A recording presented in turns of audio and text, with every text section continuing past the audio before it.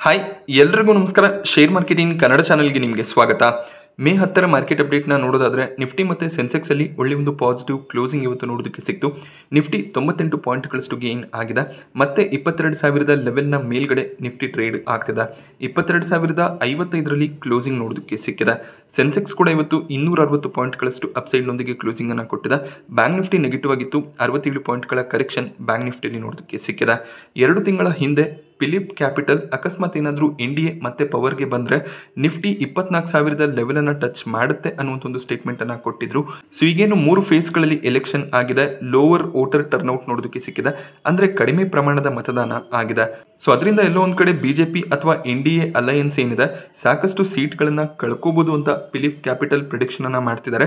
So ಅಕಸ್ಮಾತ್ NDA 300ರಿಂದ 330 ಸೀಟ್ಗಳನ್ನು ಮಾತ್ರ ಪಡ್ಕೊಂಡ್ರೆ ಅದೆಲ್ಲೋ ಒಂದು ಕಡೆ ಮಾರ್ಕೆಟ್ ಕರೆಕ್ಷನ್ಗೂ ಕೂಡ ಕಾರಣ ಆಗ್ಬೋದು ಅಂತ ಅವರು ಪ್ರಿಡಿಕ್ಟ್ ಮಾಡಿದ್ದಾರೆ.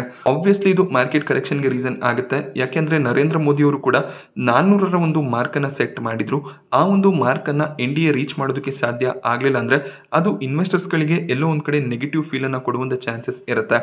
BJP ಪವರ್ಗೆ ಬಂದರೂ ಕೂಡ ಒಂದು ಲಾರ್ಜೆಸ್ಟ್ ಮೆಜಾರಿಟಿನಲ್ಲಿ ಪವರ್ಗೆ ಬರಬೇಕಾಗುತ್ತೆ. ಯಾಕೆಂದರೆ 2019ರಲ್ಲೇ NDA 353 ಸೀಟ್ಗಳನ್ನು ಪಡ್ಕೊಂಡಿದ್ರು.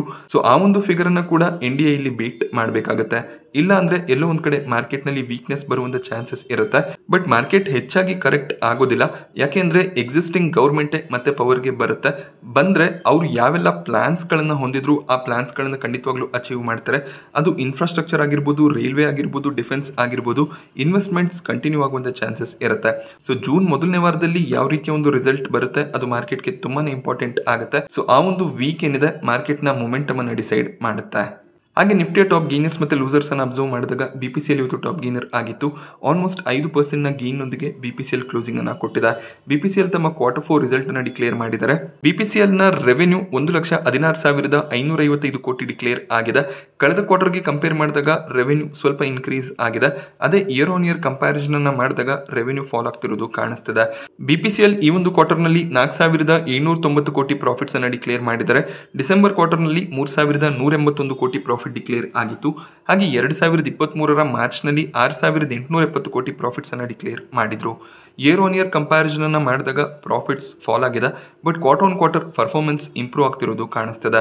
ಬ್ರೋಕರೇಜ್ಗಳು ಇನ್ನೂ ಹೆಚ್ಚಿನ ಒಂದು ಪ್ರಾಫಿಟ್ನ ಎಕ್ಸ್ಪೆಕ್ಟೇಷನ್ ನಲ್ಲಿ ಇದ್ರು. ಸೊ BPCL ನ ಪ್ರಾಫಿಟ್ಸ್ ಏನಿದೆ ಕ್ರೂಡ್ ಆಯಿಲ್ ನ ಪ್ರೈಸ್ ನ ಮೇಲೆ ಬಹಳಷ್ಟು ಡಿಪೆಂಡ್ ಆಗಿರುತ್ತೆ. ಸೊ ಕ್ರೂಡ್ ಆಯಿಲ್ ನ ಪ್ರೈಸಸ್ ಇನ್ಕ್ರೀಸ್ ಆದಷ್ಟು ಇವರ ಎಕ್ಸ್ಪೆನ್ಸಸ್ ಇನ್ಕ್ರೀಸ್ ಆಗುತ್ತೆ. ಹಾಗೆ ಪ್ರಾಫಿಟ್ಸ್ ಕೂಡ ಕಡಿಮೆ ಆಗೋದು ಕಾಣಿಸುತ್ತೆ. ಸೊ ಬ್ರೋಕರೇಜ್ಗಳ ಎಕ್ಸ್ಪೆಕ್ಟೇಷನ್ ನ ಪ್ರಕಾರ BPCL ನ ರಿಸಲ್ಟ್ ಬಂದಿಲ್ಲ. ಬಟ್ BPCL ಕಾರ್ಪೊರೇಟ್ ಆಕ್ಷನ್ಸ್ ಗಳನ್ನ ಅನೌನ್ಸ್ ಮಾಡಿದ್ದಾರೆ. ಡಿವಿಡೆಂಡ್ ಅನೌನ್ಸ್ ಆಗಿದೆ. 21 ರೂಪಾಯಿಯ ಡಿವಿಡೆಂಡ್ ಅನ್ನ BPCL ಅನೌನ್ಸ್ ಮಾಡಿದ್ದಾರೆ. ಹಾಗೆ ಬೋನಸ್ ಶೇರ್ ಗಳನ್ನು ಕೂಡ ಅನೌನ್ಸ್ ಮಾಡಿದ್ದಾರೆ. 1:1 ರೇಷಿಯೋನಲ್ಲಿ ಬೋನಸ್ ಅನೌನ್ಸ್ ಆಗಿದೆ. ಸೊ ಈ ಕಾರ್ಪೊರೇಟ್ ಆಕ್ಷನ್ಗೆ ರೆಕಾರ್ಡ್ ಡೇಟ್ ಜೂನ್ 22 ಆಗಿರುತ್ತೆ. ಬೋನಸ್ ನ ನ್ಯೂಸ್ ಹಾಗೆ ಡಿವಿಡೆಂಡ್ ನ ನ್ಯೂಸ್ ನಿಂದ ಕೂಡ ಸ್ಟಾಕ್ ಪಾಸಿಟಿವ್ ಆಗಿ ಟ್ರೇಡ್ ಆಗಿರಬಹುದು. ಜೆಫ್ರೀಸ್ ಟಾರ್ಗೆಟ್ ಅನ್ನ ಕಟ್ ಮಾಡಿದ್ದಾರೆ. ಈ ಮುಂಚೆ ಅವರು 890ರ ಟಾರ್ಗೆಟ್ ಪ್ರೈಸ್ ಅನ್ನ BPCL ಗೆ ಕೊಟ್ಟಿದ್ರು. ಅದನ್ನ ಈಗ 730ಕ್ಕೆ ಇಳಿಸಿದ್ದಾರೆ. ಬಟ್ ಬೈ ರೆಕಮೆಂಡೇಶನ್ ಅನ್ನ ಮೇಂಟೈನ್ ಮಾಡ್ತಾ ಇದ್ದಾರೆ. ಸಿಟಿ ಕೂಡ ಅಷ್ಟೇ ಬೈ ಕಾಲ್ ಅನ್ನ ಕೊಟ್ಟಿದ್ದಾರೆ. ಹಾಗೆ ಟಾರ್ಗೆಟ್ ಅನ್ನ ಸ್ವಲ್ಪ ಇನ್ಕ್ರೀಸ್ ಮಾಡಿದ್ದಾರೆ. ಈ ಮುಂಚೆ 750ರ ಟಾರ್ಗೆಟ್ ಪ್ರೈಸ್ ಅನ್ನ ಕೊಟ್ಟಿದ್ರು. ಅದನ್ನ 760ಕ್ಕೆ ಇನ್ಕ್ರೀಸ್ ಮಾಡಿದ್ದಾರೆ. ಹಾಗೆ PSU ಸೆಕ್ಟರ್ನ ಸ್ಟಾಕ್ಗಳಲ್ಲಿ ನಿನ್ನೆ ಬಹಳಷ್ಟು ಕರೆಕ್ಷನ್ ನೋಡೋದಕ್ಕೆ ಸಿಕ್ಕಿತ್ತು. NTPC ಪವರ್ ಗ್ರಿಡ್ ಇವತ್ತು ಸ್ವಲ್ಪ ರಿಕವರ್ ಆಗಿದೆ. ಹೀರೋ ಮೋಟೋಕಾರ್ಪ್ನ ಒಂದು ಸ್ಟ್ರಾಂಗ್ ಮೊಮೆಂಟಮ್ ಕಂಟಿನ್ಯೂ ಆಗ್ತಿದೆ. 2.5% ಅಪ್ಸೈಡ್ನೊಂದಿಗೆ ಹೀರೋ ಮೋಟೋಕಾರ್ಪ್ ಕ್ಲೋಸಿಂಗ್ ಅನ್ನು ಕೊಟ್ಟಿದೆ. JSW ಸ್ಟೀಲ್ ಕೂಡ ಇವತ್ತು 2.5% ಗೇನ್ ಆಗಿದೆ. ಹಾಗೆ ಇವತ್ತು ನಿಫ್ಟಿಯ ಟಾಪ್ ಲೂಸರ್ಸ್ ಅನ್ನು ಅಬ್ಸರ್ವ್ ಮಾಡಿದಾಗ IT ಸೆಕ್ಟರ್ನ ಕಂಪನಿಗಳು ಟಾಪ್ ಲೂಸರ್ಸ್ ಆಗಿತ್ತು. TCS, LTI, ಮೈಂಟ್ರಿ, ಇನ್ಫೋಸಿಸ್ನಲ್ಲಿ 1%ಗೂ ಹೆಚ್ಚಿನ ಕರೆಕ್ಷನ್ ನೋಡೋದಕ್ಕೆ ಸಿಕ್ಕಿದೆ. ಹಾಗೆ ಸಿಪ್ಲಾ ಕೂಡ ಇವತ್ತು 1.5% ಕರೆಕ್ಟ್ ಆಗಿದೆ. ಸಿಪ್ಲಾ ಕೂಡ ತಮ್ಮ ರಿಸಲ್ಟ್ ಅನ್ನು ಅನೌನ್ಸ್ ಮಾಡಿದ್ದಾರೆ. ಸೊ ಸಿಪ್ಲಾದ net profits year on year 79% increase ಆಗಿದೆ. ಅದೇ ಕ್ವಾರ್ಟರ್ ಆನ್ ಕ್ವಾರ್ಟರ್ ಕಂಪೇರ್ ಮಾಡಿದಾಗ ಪ್ರಾಫಿಟ್ ನಲ್ಲಿ ಫಾಲ್ ನೋಡೋದಕ್ಕೆ ಸಿಕ್ಕಿದೆ. ಸಿಪ್ಲಾ ಕೂಡ ಡಿವಿಡೆಂಡ್ ಅನ್ನು ರೆಕಮೆಂಡ್ ಮಾಡಿದ್ದಾರೆ. 13 ರೂಪಾಯಿಯ ಫೈನಲ್ ಡಿವಿಡೆಂಡ್ ಅನೌನ್ಸ್ ಆಗಿದೆ. ಹಾಗೆ ಈ ಒಂದು ಡಿವಿಡೆಂಡ್ 2ನೇ ತಾರೀಕು ಆಗಸ್ಟ್ ನ ಒಳಗಾಗಿ ಇನ್ವೆಸ್ಟರ್ಸ್ ಗಳಿಗೆ ಕ್ರೆಡಿಟ್ ಆಗುತ್ತೆ ಅಂತ ಅವರು ಹೇಳಿದ್ದಾರೆ. ಸಿಪ್ಲಾ ರಿಸಲ್ಟ್ಸ್ ಅನ್ನು ಅಬ್ಸರ್ವ್ ಮಾಡಿದಾಗ ಸಿಪ್ಲಾದ revenue year on year increase ಆಗಿದೆ. ಕ್ವಾರ್ಟರ್ ಆನ್ ಕ್ವಾರ್ಟರ್ ಕಂಪೇರ್ ಮಾಡಿದಾಗ ರೆವೆನ್ಯೂ ಫಾಲ್ ಆಗ್ತಿರೋದು ಕಾಣಿಸ್ತದೆ. ಹಾಗೆ ಇವರ ಎಕ್ಸ್ಪೆನ್ಸಸ್ ಕೂಡ ಈ ಒಂದು ಕ್ವಾರ್ಟರ್ ನಲ್ಲಿ ಇನ್ಕ್ರೀಸ್ ಆಗ್ತಿರೋದು ಕಾಣಿಸ್ತದೆ. ಇಯರ್ ಆನ್ ಇಯರ್ ಕಂಪ್ಯಾರಿಸನ್ ನಲ್ಲಿ ಎಕ್ಸ್ಪೆನ್ಸಸ್ ಫ್ಲಾಟ್ ಆಗಿ ಕಾಣಿಸುತ್ತೆ. 931 ಕೋಟಿ ಪ್ರಾಫಿಟ್ಸ್ ಅನ್ನ ಈ ಕ್ವಾರ್ಟರ್ ನಲ್ಲಿ ಸಿಪ್ಲಾ ಡಿಕ್ಲೇರ್ ಮಾಡಿದ್ರೆ ಕಳೆದ ಕ್ವಾರ್ಟರ್ ನಲ್ಲಿ 1,068 ಕೋಟಿಯ ಪ್ರಾಫಿಟ್ ಡಿಕ್ಲೇರ್ ಆಗಿತ್ತು. So quarter on quarter profit fall ಆಗಿದೆ. But year on year profit ನಲ್ಲಿ ಒಳ್ಳೆ ಒಂದು ಜಂಪ್ ಇದೆ. 2023ರ ಮಾರ್ಚ್ ನಲ್ಲಿ 521 ಕೋಟಿ ಪ್ರಾಫಿಟ್ಸ್ ಅನ್ನು ಇವರು ಡಿಕ್ಲೇರ್ ಮಾಡಿದ್ರು. ಆದರೂ ಕೂಡ ಸ್ಟಾಕ್ ಪ್ರೈಸ್ನಲ್ಲಿ ಇವತ್ತು ಸ್ವಲ್ಪ ವೀಕ್ನೆಸ್ ನೋಡೋದಕ್ಕೆ ಸಿಕ್ಕಿದೆ. ಕೋಟಕ್ ಮಹೀಂದ್ರಾ ಬ್ಯಾಂಕ್ನಲ್ಲಿ ಕೂಡ ವೀಕ್ನೆಸ್ ಕಂಟಿನ್ಯೂ ಆಗ್ತಿದೆ. 1% ಡೌನ್ ಸೈಡ್ನೊಂದಿಗೆ ಕೋಟಕ್ ಮಹೀಂದ್ರಾ ಬ್ಯಾಂಕ್ ಕ್ಲೋಸಿಂಗ್ ಅನ್ನು ಕೊಟ್ಟಿದೆ. ಇವತ್ತಿನ FII DII ಆಕ್ಟಿವಿಟಿಯನ್ನು ಅಬ್ಸರ್ವ್ ಮಾಡಿದಾಗ FIIs ಕಡೆಯಿಂದ ನೆಟ್ ಸೆಲ್ಲಿಂಗ್ ಕಂಟಿನ್ಯೂ ಆಗ್ತದೆ. 2117 ಕೋಟಿ ಅಮೌಂಟ್ನ ನೆಟ್ ಸೆಲ್ಲಿಂಗ್ FIIs ಕಡೆಯಿಂದ ಬಂದಿದೆ. DIIs ನೆಟ್ ಬೈಯರ್ಸ್ ಆಗಿ ಕಂಟಿನ್ಯೂ ಆಗ್ತಿದ್ದಾರೆ. 2700 ಕೋಟಿ ಅಮೌಂಟ್ನ ನೆಟ್ ಬೈಯಿಂಗ್ DIIs ಕಡೆಯಿಂದ ಬಂದಿದೆ. SBI ನಿನ್ನೆ ತಮ್ಮ ರಿಸಲ್ಟ್ ಅನ್ನು ಡಿಕ್ಲೇರ್ ಮಾಡಿದ್ರು. ಒಳ್ಳೆ ಒಂದು ರಿಸಲ್ಟ್ SBI ನ ಕಡೆಯಿಂದ ಬಂದಿತ್ತು. ಹಾಗೆ ಬ್ರೋಕರೇಜ್ಗಳು ತಮ್ಮ ಟಾರ್ಗೆಟ್ಸ್ ಅನ್ನು ಕೂಡ ಇನ್ಕ್ರೀಸ್ ಮಾಡಿದ್ದಾರೆ. Kotak institutional equities by recommendation ಅನ್ನು ಕೊಟ್ಟಿದ್ದು 950 ಟಾರ್ಗೆಟ್ ಪ್ರೈಸ್ ಅನ್ನು ಕೊಟ್ಟಿದ್ದಾರೆ. ಈ ಮುಂಚೆ ಅವರು 850 ಟಾರ್ಗೆಟ್ ಪ್ರೈಸ್ ಅನ್ನು ಕೊಟ್ಟಿದ್ರು. ನೋಮುರ ಕಡೆಯಿಂದ ಕೂಡ ₹1000 ಟಾರ್ಗೆಟ್ ಪ್ರೈಸ್ ನಮಗೆ ನೋಡೋದಕ್ಕೆ ಸಿಗ್ತದೆ. ಈ ಮುಂಚೆ ನೋಮುರ 825 ಟಾರ್ಗೆಟ್ ಪ್ರೈಸ್ ಅನ್ನು ಕೊಟ್ಟಿದ್ರು. ಹಾಗೆ ಆಮ್ಕೆ ಗ್ಲೋಬಲ್ ಕೂಡ ತಮ್ಮ ಟಾರ್ಗೆಟ್ ಅನ್ನು ಇನ್ಕ್ರೀಸ್ ಮಾಡಿದ್ದಾರೆ. 750 ಟಾರ್ಗೆಟ್ ಪ್ರೈಸ್ ಈ ಮುಂಚೆ ಕೊಟ್ಟಿದ್ರು, ಅದನ್ನ ಈಗ 950ಕ್ಕೆ ಇನ್ಕ್ರೀಸ್ ಮಾಡಿದ್ದಾರೆ. SBI 820 ಅರೌಂಡ್ ಅಲ್ಲಿ ಈಗ ಟ್ರೇಡ್ ಆಗ್ತದೆ. ಈ ಒಂದು ಪ್ರೈಸ್ ನಿಂದ ಇನ್ನಷ್ಟು ಅಪ್ಸೈಡ್ ನ ಪಾಸಿಬಿಲಿಟೀಸ್ ಇರುತ್ತೆ ಅನ್ನೋದು ಬ್ರೋಕರೇಜ್ ನ ಒಂದು ವ್ಯೂ ಆಗಿರುತ್ತೆ. SBI ಇವತ್ತೊಂದು ಫ್ಲಾಟ್ ಕ್ಲೋಸಿಂಗ್ ಅನ್ನು ಕೊಟ್ಟಿದೆ. ಒಂದು ಸ್ಟ್ರಾಂಗ್ ಓಪನಿಂಗ್ ನೋಡೋದಕ್ಕೆ ಸಿಕ್ಕಿತ್ತು. ಅದಾದ್ಮೇಲೆ ಪ್ರಾಫಿಟ್ ಬುಕಿಂಗ್ ಬಂದಿದೆ. ಹಾಗೆ ಏಷ್ಯನ್ ಪೇಂಟ್ಸ್ ಕೂಡ ತಮ್ಮ ರಿಸಲ್ಟ್ಸ್ ಅನ್ನು ಡಿಕ್ಲೇರ್ ಮಾಡಿದ್ರು. ಅಷ್ಟೊಳ್ಳೆ ರಿಸಲ್ಟ್ ಏಷ್ಯನ್ ಪೇಂಟ್ಸ್ ನ ಕಡೆಯಿಂದ ಬಂದಿರಲಿಲ್ಲ. ಬ್ರೋಕರೇಜ್ಗಳು ತಮ್ಮ ಟಾರ್ಗೆಟ್ಸ್ ಅನ್ನು ಕೂಡ ಕಟ್ ಮಾಡಿದ್ದಾರೆ. ಸಿಟಿ ಸೆಲ್ ಕಾಲ್ ಅನ್ನು ಕೊಟ್ಟಿದ್ದು 2600 ಟಾರ್ಗೆಟ್ ಪ್ರೈಸ್ ಅನ್ನು ಕೊಟ್ಟಿದ್ದಾರೆ. ಹಾಗೆ CLSA ಕೂಡ ಸೆಲ್ ಕಾಲ್ ಅನ್ನು ಕೊಟ್ಟಿದ್ದು 2337 ಟಾರ್ಗೆಟ್ ಪ್ರೈಸ್ ಅನ್ನು ಕೊಟ್ಟಿದ್ದಾರೆ. But Motilal Oswal neutral rating ಅನ್ನು ಕೊಟ್ಟಿದ್ದು 3000 ಟಾರ್ಗೆಟ್ ಪ್ರೈಸ್ ಅನ್ನು ಕೊಡ್ತಿದ್ದಾರೆ. ಜೆಫ್ರೀಸ್ ನ ಕಡೆಯಿಂದ ಕೂಡ ನಮಗೆ ಅಂಡರ್ ಪರ್ಫಾರ್ಮ್ ರೇಟಿಂಗ್ ನೋಡೋದಕ್ಕೆ ಸಿಗ್ತದೆ. 2200 ಟಾರ್ಗೆಟ್ ಪ್ರೈಸ್ ಅನ್ನು ಜೆಫ್ರೀಸ್ ಏಷ್ಯನ್ ಪೇಂಟ್ಸ್ಗೆ ಕೊಡ್ತಾ ಇದ್ದಾರೆ. ಈ ಮುಂಚೆ ಅವರು 2500 ಟಾರ್ಗೆಟ್ ಪ್ರೈಸ್ ಅನ್ನು ಕೊಟ್ಟಿದ್ರು. ಸೊ ಏಷ್ಯನ್ ಪೇಂಟ್ಸ್ ಈಗ 2700 ಅರೌಂಡ್ ಅಲ್ಲಿ ಟ್ರೇಡ್ ಆಗ್ತದೆ. ಬ್ರೋಕರೇಜ್ಗಳು ಟಾರ್ಗೆಟ್ ಅನ್ನ ಕಟ್ ಮಾಡಿದ್ರು ಕೂಡ ಇವತ್ತು ಒಳ್ಳೆ ಒಂದು ಬೈಯಿಂಗ್ ಏಷ್ಯನ್ ಪೇಂಟ್ಸ್ ಅಲ್ಲಿ ಎಮರ್ಜ್ ಆಗಿದೆ. ಬಟ್ ಈ ಒಂದು ಪ್ರೈಸ್ ನಿಂದ ಹೆಚ್ಚಿನ ಒಂದು ಅಪ್ಸೈಡ್ ನ ಪಾಸಿಬಿಲಿಟೀಸ್ ಇರೋದಿಲ್ಲ ಅನ್ನೋದು ಬ್ರೋಕರೇಜ್ ಗಳ ವ್ಯೂ ಆಗಿರುತ್ತೆ. ಬಟ್ ಮುಂದಿನ ಕ್ವಾರ್ಟರ್ ನಲ್ಲಿ ಪರ್ಫಾರ್ಮೆನ್ಸ್ ಇಂಪ್ರೂವ್ ಆಗ್ಬೋದು ಅಂತ ಮ್ಯಾನೇಜ್ಮೆಂಟ್ ಹೇಳಿದರೆ ಡಿಮ್ಯಾಂಡ್ ಕೂಡ ಇನ್ಕ್ರೀಸ್ ಆಗ್ತಿರೋದು ಕಾಣಿಸ್ತದೆ. ಎಸ್ಪೆಷಲಿ ರೂರಲ್ ಏರಿಯಾನಲ್ಲಿ ಡಿಮ್ಯಾಂಡ್ ಇನ್ಕ್ರೀಸ್ ಆಗಿದೆ.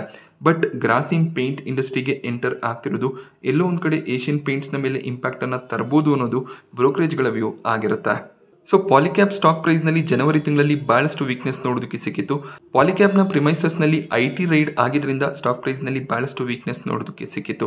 ಬಟ್ ಆ ಒಂದು ಲೆವೆಲ್ ನಿಂದ ಮತ್ತೆ ಪಾಲಿಕ್ಯಾಪ್ ರಿಕವರ್ ಆಗಿದೆ. ಆಲ್ ಟೈಮ್ ಹೈ ಹತ್ರ ಈಗ ಪಾಲಿಕ್ಯಾಪ್ ಟ್ರೇಡ್ ಆಗ್ತದೆ. ಪಾಲಿಕ್ಯಾಪ್ ಕೂಡ ತಮ್ಮ ರಿಸಲ್ಟ್ ಅನ್ನು ಅನೌನ್ಸ್ ಮಾಡಿದ್ದಾರೆ. ಇವತ್ತು ಕೂಡ ಪಾಲಿಕ್ಯಾಪ್ ನ ಸ್ಟಾಕ್ ಪ್ರೈಸ್ ನಲ್ಲಿ ಆಲ್ಮೋಸ್ಟ್ 7% ಅಷ್ಟು ಜಂಪ್ ನೋಡೋದಕ್ಕೆ ಸಿಕ್ಕಿದೆ. ಒಳ್ಳೆ ಒಂದು ರಿಸಲ್ಟ್ ಅನ್ನ ಪಾಲಿಕ್ಯಾಪ್ ಡಿಕ್ಲೇರ್ ಮಾಡಿದ್ದಾರೆ. Year on year quarter on quarter performance improve ಆಗಿದೆ. ಹೈಯೆಸ್ಟ್ ಎವರ್ ಕ್ವಾರ್ಟರ್ಲಿ ರೆವೆನ್ಯೂ ಮತ್ತೆ ಪ್ರಾಫಿಟ್ಸ್ ಅನ್ನ ಪಾಲಿಕ್ಯಾಪ್ ಡಿಕ್ಲೇರ್ ಮಾಡಿದ್ದಾರೆ. 5592 ಕೋಟಿಯ ರೆವೆನ್ಯೂ ಈ ಒಂದು ಕ್ವಾರ್ಟರ್ ನಲ್ಲಿ ಡಿಕ್ಲೇರ್ ಆಗಿದೆ. Year on year quarter on quarter revenues increase ಆಗಿದೆ. ಅದರ ಜೊತೆಯಲ್ಲಿ ಪ್ರಾಫಿಟ್ಸ್ ಕೂಡ ಇನ್ಕ್ರೀಸ್ ಆಗ್ತಿರೋದು ಕಾಣಿಸ್ತದೆ. 553 ಕೋಟಿ ಪ್ರಾಫಿಟ್ಸ್ ಅನ್ನ ಪಾಲಿಕ್ಯಾಪ್ ಈ ಒಂದು ಕ್ವಾರ್ಟರ್ ನಲ್ಲಿ ಡಿಕ್ಲೇರ್ ಮಾಡಿದ್ದಾರೆ. ಸೊ ಕಂಪನಿಯ ಬಿಸ್ನೆಸ್ ಸ್ಟ್ರಾಂಗ್ ಆಗಿದೆ. ಒಳ್ಳೆ ಒಂದು ಡಿಮ್ಯಾಂಡ್ ಕೂಡ ಇದೆ. ಹಾಗೆ ರೆವೆನ್ಯೂಸ್ ಮತ್ತೆ ಪ್ರಾಫಿಟ್ಸ್ ಕೂಡ ಇನ್ಕ್ರೀಸ್ ಆಗ್ತಿರೋದು ಕಾಣಿಸ್ತಾ ಇದೆ. ಸೊ ಒಳ್ಳೆ ಒಂದು ಸ್ಟ್ರಾಂಗ್ ಪರ್ಫಾರ್ಮೆನ್ಸ್ ಪಾಲಿಕ್ಯಾಬ್ನ ಕಡೆಯಿಂದ ಈ ಒಂದು ಕ್ವಾರ್ಟರ್ನಲ್ಲಿ ನೋಡೋದಕ್ಕೆ ಸಿಕ್ಕಿದೆ. ಹಾಗೆ ತುಂಬಾನೇ ಎಕ್ಸ್ಪೆಕ್ಟೇಷನ್ ಇದ್ದಂಥ ರಿಸಲ್ಟ್ ಟಾಟಾ ಮೋಟಾರ್ಸ್ನ ರಿಸಲ್ಟ್. ಟಾಟಾ ಮೋಟಾರ್ಸ್ ಕೂಡ ಈ ಒಂದು ಕ್ವಾರ್ಟರ್ನಲ್ಲಿ ಒಳ್ಳೆ ಒಂದು ಪರ್ಫಾರ್ಮೆನ್ಸ್ ಅನ್ನು ಕೊಟ್ಟಿದ್ದಾರೆ. 46% year on year profit increase ಆಗ್ತಿರೋದು ಕಾಣಿಸ್ತದೆ. 17,529 ಕೋಟಿ ಪ್ರಾಫಿಟ್ಸ್ ಅನ್ನು ಟಾಟಾ ಮೋಟಾರ್ಸ್ ಈ ಒಂದು ಕ್ವಾರ್ಟರ್ನಲ್ಲಿ ಡಿಕ್ಲೇರ್ ಮಾಡಿದ್ದಾರೆ. ಹಾಗೆ ನೆಟ್ ಪ್ರಾಫಿಟ್ನಲ್ಲಿ ಒಳ್ಳೆ ಒಂದು ಜಂಪ್ ನಮಗೆ ನೋಡೋದಕ್ಕೆ ಸಿಕ್ಕಿದೆ. ₹6 ಡಿವಿಡೆಂಡ್ ಅನ್ನು ಟಾಟಾ ಮೋಟಾರ್ಸ್ ಈ ಒಂದು ಕ್ವಾರ್ಟರ್ನಲ್ಲಿ ಡಿಕ್ಲೇರ್ ಮಾಡಿದ್ದಾರೆ. ಹಾಗೆ ಈ ಒಂದು ಡಿವಿಡೆಂಡ್ ಶೇರ್ ಹೋಲ್ಡರ್ಸ್ಗಳಿಗೆ ಜೂನ್ 28ರ ಒಳಗಾಗಿ ಕ್ರೆಡಿಟ್ ಆಗುತ್ತೆ ಅಂತ ಟಾಟಾ ಮೋಟಾರ್ಸ್ ಹೇಳಿದ್ದಾರೆ. ಸೊ ಟಾಟಾ ಮೋಟಾರ್ಸ್ನ ಡೀಟೇಲ್ ರಿಸಲ್ಟ್ಸ್ ಅನ್ನು ಅಬ್ಸರ್ವ್ ಮಾಡಿದಾಗ revenues year on year quarter on quarter increase ಆಗ್ತಿರೋದು ಕಾಣಿಸ್ತದೆ. ಅದೇ ರೀತಿಯಲ್ಲಿ ಎಕ್ಸ್ಪೆನ್ಸಸ್ ಕೂಡ ಇನ್ಕ್ರೀಸ್ ಆಗಿದೆ. 17,528 ಕೋಟಿಯ ಪ್ರಾಫಿಟ್ ಈ ಒಂದು ಕ್ವಾರ್ಟರ್ನಲ್ಲಿ ನೋಡೋದಕ್ಕೆ ಸಿಕ್ಕಿದೆ. ಡಿಸೆಂಬರ್ ಕ್ವಾರ್ಟರ್ನಲ್ಲಿ 7,145 ಕೋಟಿ ಪ್ರಾಫಿಟ್ಸ್ ಅನ್ನು ಡಿಕ್ಲೇರ್ ಮಾಡಿದ್ರು. ಹಾಗೆ ಮಾರ್ಚ್ 2023ರಲ್ಲಿ 5,500 ಕೋಟಿಯ ಪ್ರಾಫಿಟ್ ಡಿಕ್ಲೇರ್ ಆಗಿತ್ತು. ಬಟ್ ರಿಸಲ್ಟ್ ಅನ್ನು ಅಬ್ಸರ್ವ್ ಮಾಡಿದಾಗ ಇಲ್ಲಿ ಟ್ಯಾಕ್ಸ್ ಕ್ರೆಡಿಟ್ ನೋಡೋದಕ್ಕೆ ಸಿಗ್ತದೆ. ಆಲ್ಮೋಸ್ಟ್ 8,200 ಕೋಟಿಯಷ್ಟು ಟ್ಯಾಕ್ಸ್ ಕ್ರೆಡಿಟ್ ಆ್ಯಡ್ ಆಗಿರೋದ್ರಿಂದ 17,528 ಕೋಟಿಯ ಪ್ರಾಫಿಟ್ ನೋಡೋದಕ್ಕೆ ಸಿಗ್ತದೆ. ಬಟ್ ಪ್ರಾಫಿಟ್ ಬಿಫೋರ್ ಟ್ಯಾಕ್ಸ್ ಅನ್ನು ನಾವು ಅಬ್ಸರ್ವ್ ಮಾಡಿದಾಗ 9,369 ಕೋಟಿಯ ಪ್ರಾಫಿಟ್ಸ್ ನೋಡೋದಕ್ಕೆ ಸಿಗುತ್ತೆ. ಕಳೆದ ಕ್ವಾರ್ಟರ್ನಲ್ಲಿ ಅದು 7,700 ಕೋಟಿ ಅರೌಂಡ್ ಅಲ್ಲಿ ಇತ್ತು. ಸೊ ಎಕ್ಸೆಪ್ಷನಲ್ ಐಟಮ್ಸ್ ಇರೋದ್ರಿಂದ ಪ್ರಾಫಿಟ್ ಬಹಳಷ್ಟು ಜಂಪ್ ಆದ ರೀತಿಯಲ್ಲಿ ಕಾಣಿಸುತ್ತೆ. ಬಟ್ ಓವರ್ ಆಲ್ ನಾವು ಪ್ರಾಫಿಟ್ಸ್ ಅನ್ನು ಅಬ್ಸರ್ವ್ ಮಾಡಿದಾಗ ಕೂಡ year on year quarter on quarter profit jump ಆಗಿದೆ. ಸೊ ಟಾಟಾ ಮೋಟಾರ್ಸ್ ಇವತ್ತು ಪಾಸಿಟಿವ್ ಆಗಿ ಕ್ಲೋಸಿಂಗ್ ಅನ್ನು ಕೊಟ್ಟಿದೆ. ಆಲ್ಮೋಸ್ಟ್ 2% ಅಷ್ಟು ಜಂಪ್ ಸ್ಟಾಕ್ ಪ್ರೈಸ್ ನಲ್ಲಿ ನೋಡೋದಕ್ಕೆ ಸಿಕ್ತು. ಒಳ್ಳೆ ಒಂದು ರಿಸಲ್ಟ್ ಅನ್ನ ಟಾಟಾ ಮೋಟಾರ್ಸ್ ಅನೌನ್ಸ್ ಮಾಡಿದ್ದಾರೆ. IPOಗಳ ವಿಚಾರಕ್ಕೆ ಬಂದಾಗ ಇಂಡಿಜಿನಿಯಾ ಗ್ರೇ ಮಾರ್ಕೆಟ್ ಪ್ರೀಮಿಯಂ ಸ್ಟೇಬಲ್ ಆಗಿದೆ. 270 ಪ್ರೀಮಿಯಂ ನೋಡೋದಕ್ಕೆ ಸಿಗ್ತದೆ. ಆಲ್ರೆಡಿ ಅಲಾಟ್ಮೆಂಟ್ ಸ್ಟೇಟಸ್ ಕೂಡ ಬಂದಿದೆ. ಲಿಂಕ್ ಇನ್ ಟೈಮ್ ವೆಬ್ಸೈಟ್ ನಲ್ಲಿ ನೀವು ಅಲಾಟ್ಮೆಂಟ್ ಅನ್ನು ಚೆಕ್ ಮಾಡ್ಕೋಬಹುದಾಗುತ್ತೆ. ಹಾಗೆ TBO ಟೆಕ್ನ ಕೊನೆ ದಿನದ ಸಬ್ಸ್ಕ್ರಿಪ್ಷನ್ ಎಂಡ್ ಆಗಿದೆ. ಒಳ್ಳೆಯ ಒಂದು ಸಬ್ಸ್ಕ್ರಿಪ್ಷನ್ ಇವತ್ತು ಕೂಡ ಕಂಟಿನ್ಯೂ ಆಯಿತು. QIB ಕ್ಯಾಟಗರಿ 125 ಟೈಮ್ನಷ್ಟು ಸಬ್ಸ್ಕ್ರೈಬ್ ಆಗಿದೆ. ನಿನ್ನೆ ಕೇವಲ 0.2 ಟೈಮ್ನ ಸಬ್ಸ್ಕ್ರಿಪ್ಷನ್ QIB ಕ್ಯಾಟಗರಿಯಲ್ಲಿ ನೋಡೋದಕ್ಕೆ ಸಿಗ್ತಿತ್ತು. NII ಕ್ಯಾಟಗರಿ ಕೂಡ 50 ಟೈಮ್ನಷ್ಟು ಸಬ್ಸ್ಕ್ರೈಬ್ ಆಗಿದೆ. ರಿಟೇಲ್ ಕ್ಯಾಟಗರಿಯಲ್ಲಿ ಕೂಡ 25 ಟೈಮ್ನ ಸಬ್ಸ್ಕ್ರಿಪ್ಷನ್ ನೋಡೋದಕ್ಕೆ ಸಿಗ್ತದೆ. ಎಂಪ್ಲಾಯ್ ಕ್ಯಾಟಗರಿ ಕೂಡ 17 ಟೈಮ್ನಷ್ಟು ಸಬ್ಸ್ಕ್ರೈಬ್ ಆಗಿದೆ. ಟೋಟಲ್ ಆಗಿ ಇಶ್ಯೂ 87 ಟೈಮ್ನಷ್ಟು ಸಬ್ಸ್ಕ್ರೈಬ್ ಆಯಿತು. ಗ್ರೇ ಮಾರ್ಕೆಟ್ ಪ್ರೀಮಿಯಂ 540 ಅರೌಂಡಲ್ಲಿ ನೋಡೋದಕ್ಕೆ ಸಿಗ್ತದೆ. 60% ಲಿಸ್ಟಿಂಗ್ ಇನ್ನ ಎಕ್ಸ್ಪೆಕ್ಟೇಷನ್ ಈ ಒಂದು IPOನಿಂದ ಇರುತ್ತೆ. ಮಂಗಳವಾರ ಅಲಾಟ್ಮೆಂಟ್ ಸ್ಟೇಟಸ್ ಬರ್ಬೋದು. ಆಧಾರ್ ಹೌಸಿಂಗ್ ಫಿನಾನ್ಸ್ ನಲ್ಲಿ ಕೂಡ ಕೊನೆ ದಿನದ ಸಬ್ಸ್ಕ್ರಿಪ್ಷನ್ ಎಂಡ್ ಆಗಿದೆ. ಒಳ್ಳೆ ಒಂದು ಸಬ್ಸ್ಕ್ರಿಪ್ಷನ್ ಕೊನೆ ದಿನ ನೋಡೋದಕ್ಕೆ ಸಿಕ್ತು. QIB ಕ್ಯಾಟಗರಿ 76 ಟೈಮ್ ಸಬ್ಸ್ಕ್ರೈಬ್ ಆಗಿದ್ರೆ NII ಕ್ಯಾಟಗರಿ 17 ಟೈಮ್ನಷ್ಟು ಸಬ್ಸ್ಕ್ರೈಬ್ ಆಗಿದೆ. ರಿಟೇಲ್ ಕ್ಯಾಟಗರಿ 2.5 ಟೈಮ್ನಷ್ಟು ಮಾತ್ರ ಸಬ್ಸ್ಕ್ರೈಬ್ ಆಯಿತು. ಇದೊಂದು ದೊಡ್ಡ ಸೈಜ್ನ IPO ಆಗಿರುತ್ತೆ. ಆದ್ರಿಂದ ಸಬ್ಸ್ಕ್ರಿಪ್ಷನ್ ಸ್ವಲ್ಪ ಕಡಿಮೆ ಕಾಣಿಸುತ್ತೆ. ಹಾಗೆ ಗ್ರೇ ಮಾರ್ಕೆಟ್ ಪ್ರೀಮಿಯಂ ಕೂಡ 60-65 ಅರೌಂಡಲ್ಲಿ ಕಾಣಿಸ್ತದೆ. ಸೊ ಕೇವಲ 20% ಎಸ್ಟಿಮೇಟೆಡ್ ಲಿಸ್ಟಿಂಗ್ ಗೇನ್ಸ್ ಇರೋದ್ರಿಂದ ರಿಟೇಲ್ ಕ್ಯಾಟಗರಿಯಲ್ಲಿ ಸ್ವಲ್ಪ ಕಡಿಮೆ ಸಬ್ಸ್ಕ್ರಿಪ್ಷನ್ ಬಂದಿದೆ. ಬಟ್ ಓವರ್ ಆಲ್ ಒಂದು strong subscription Aadhaar housing finance ಅಲ್ಲಿ ಬಂದಿದೆ. ಪ್ರೀಮಿಯಂ ಇನ್ಕ್ರೀಸ್ ಆಗುವಂಥ ಚಾನ್ಸಸ್ಗಳು ಕೂಡ ಇರುತ್ತೆ. ಬಟ್ ಮಾರ್ಕೆಟ್ ಸಪೋರ್ಟನ್ನು ಮಾಡಬೇಕಾಗತ್ತೆ. ಹಾಗೆ ರಿಟೇಲ್ ಕ್ಯಾಟಗರಿಯಲ್ಲಿ ಅಲಾಟ್ಮೆಂಟ್ನ ಚಾನ್ಸಸ್ ಕೂಡ ಇನ್ಕ್ರೀಸ್ ಆಗುತ್ತೆ.